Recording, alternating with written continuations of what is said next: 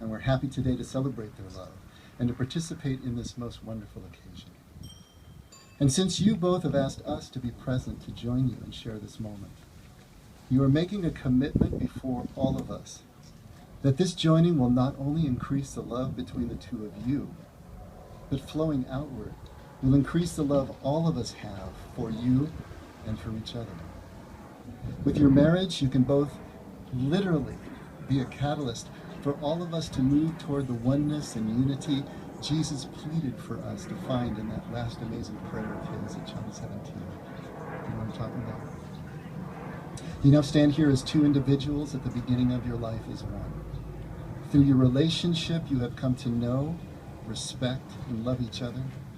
And that love and respect has brought you here today.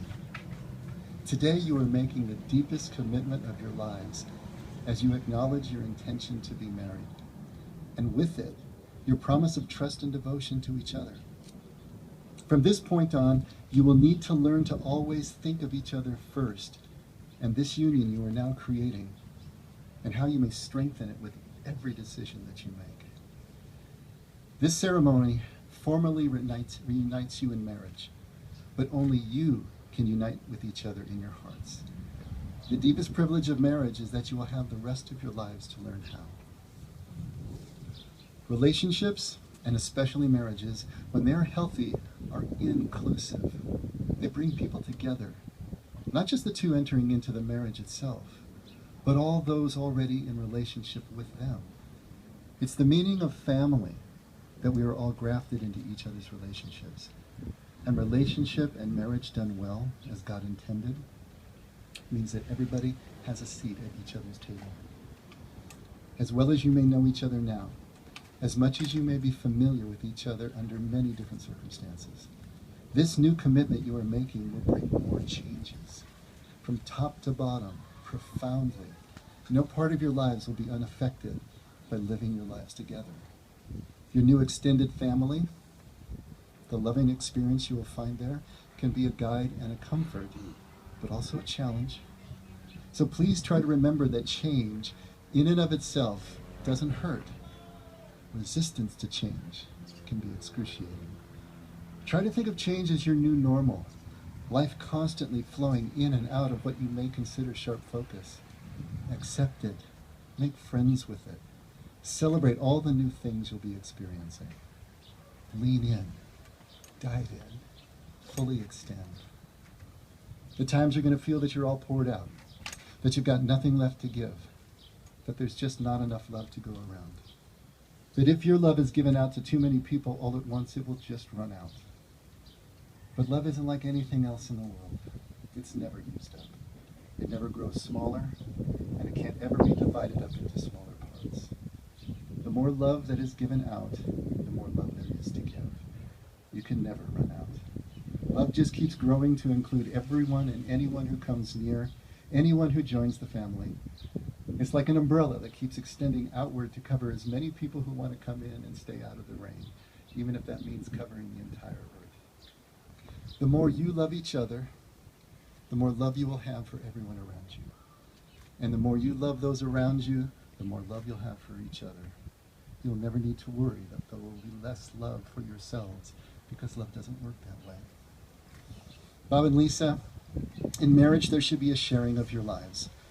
Share as many experiences as you can.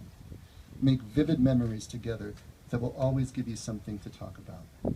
Your lives should be a life together, but there also should be space in the togetherness. Allow each other room and privacy to be individuals with hearts and minds of your own. For only by being a whole person can you have something to give to the one you love. Each of you should hold on to the freedom of spirit that individually brought you to stand here today. If you can make your marriage both a launching pad from which each of you can explore your deepest desires, and a refuge to which you can return when your exploring becomes just too much, your home will be a safe place for you, your children, and all who enter. Now Hannah has a scripture.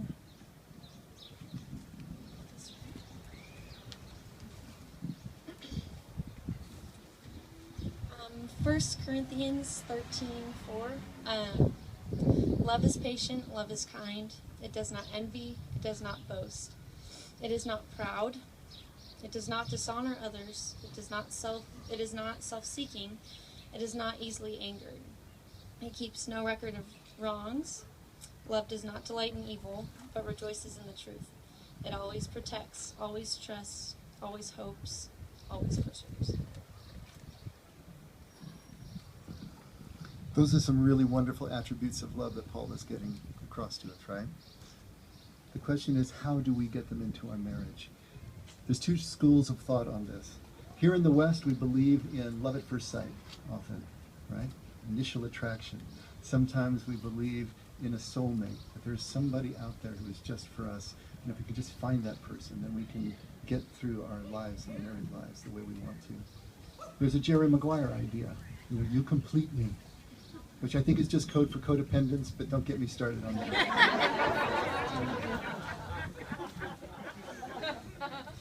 Here's the point. Whatever you two feel right now, the love that's so overwhelming that you feel right now, if you think that that's enough of a push to get you coasting through 20, 30, 40 years of marriage, then you got to think again. You're going to have to get out and push this thing. You're going to have to pedal. And that's the idea here. In the East, there's a very different idea of love and marriage. In the East, Eastern peoples, since most of their marriages, especially in ancient times, were arranged, and still are to this day, often bride and groom didn't even meet each other until the day of their betrothal. And we think, well, how in the world does that make a good marriage? And yet their marriages are more stable than ours here in the West. See, in the West, we believe that we need to bring all the love that we need into a marriage. In the East, they believe that marriage is where you learn how to love. One Easterner put it that we here in the West, we put hot soup in a cold plate and it becomes slowly cold. But in the East, they put cold soup in a pot on the fire and it slowly becomes warm. I think in truth, it's going to be both. Whatever excitement and attraction and interest you felt from that first wink on online eHarmony or whatever it is you two did, I don't know. And all of the love and affection and the deepening of your relationship that has brought you here today, if you will take all of that and pedal all of this out of this place all the way back to Colorado and then on to Italy and for the rest of your married lives, you're going to be just fine. But that's it.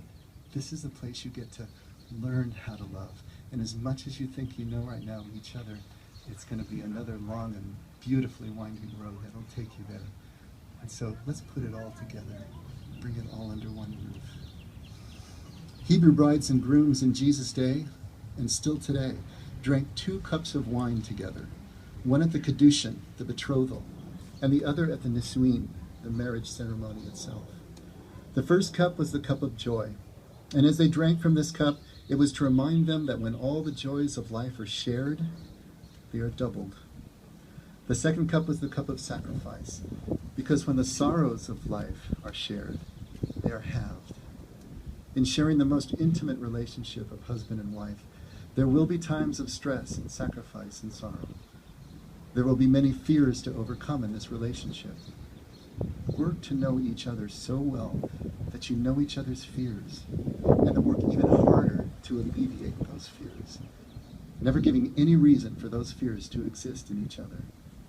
That's the definition of trust, the freedom and assurance we need to lay down our fears. You can help each other to move beyond trust, distrust, and fear. Remember that we become what we think about all day. Remember that our thoughts turn into actions, just as your thoughts about being married turned into this action today. So, in all things, keep the image of each other foremost in your mind's eye as you make every decision and choose each word you speak. And when you fall short of that, and you will, forgive each other immediately and start again as newly as you are today. And above all, don't forget to laugh. I know I don't have to tell you twice. Marriage is laughing with each other about silly little things and learning to discuss big things with a sense of humor. It's the realization that there is no one else in this world you'd rather be with than the one you're standing next to right now. Marriage is living your love for the rest of your life.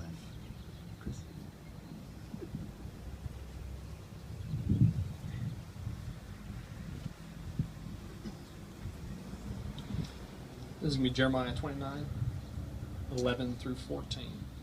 Something that's special for my dad and Lisa, and they asked me to read. For I know the plans I have for you, declares the Lord, plans to prosper you and not to harm you, plans to give you hope and a future. Then you will call on me and come and pray to me, and I will listen to you. You will seek me and find me when you seek me with all your heart. I will be found by you.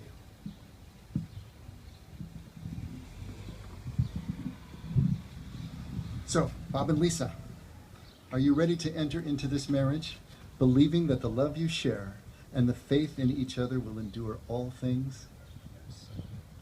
Good answer. Okay. Would you please face each other and maybe give your flowers to Hannah? Okay. Look deeply into each other's eyes. And Bob, would you repeat after me? Lisa, you are my companion in life and my one true love. Lisa, you are my companion in life.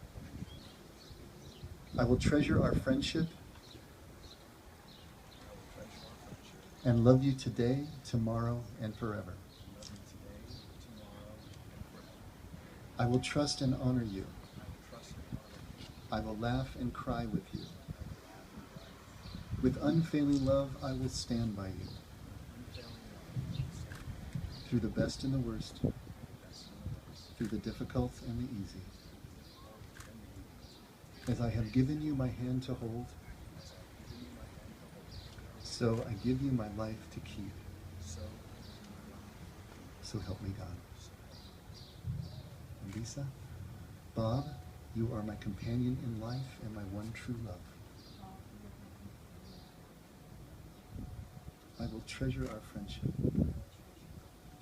and love you today, tomorrow, and forever. I will trust and honor you. I will laugh and cry with you. With unfailing love, I will stand by you. Through the best and the worst, through the difficult and the easy. As I have given you my hand to hold, so I give you my life to keep. So help me God. Do you have the rings?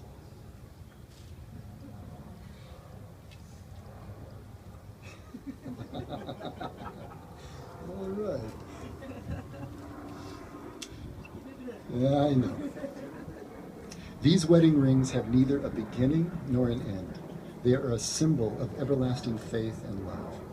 May they always remind you of the solemn vows and obligations you have taken today and promise to faithfully keep. Bob, would you take Lisa's ring? And as you put it on her finger, repeat after me. I, Bob, offer you, Lisa, this ring, shaped as a symbol of completeness and eternity. Please wear it as a sign of our love and as a reminder of the promises we have made today.